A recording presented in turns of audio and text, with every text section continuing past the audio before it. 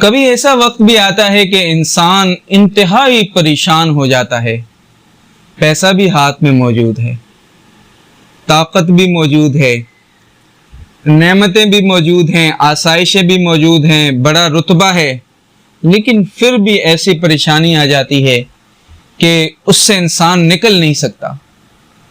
آپ نے دیکھا ہوگا ان ممالک کے اندر جہاں آسائشیں زیادہ ہیں، خودکشی کی شرح بھی وہاں سب سے زیادہ ہے۔ ڈپریشن کا شکار ہو جاتا ہے انسان، ڈپریس ہو کر پریشان رہتا ہے۔ تو قرآن میں یہ نسخہ بتایا گیا ہے کہ جب انسان ایسی پریشانی کا شکار ہو جائے تو پھر وہ استغفار کی کثرت شروع کر دے۔ استغفر اللہ، استغفر اللہ، استغفر اللہ۔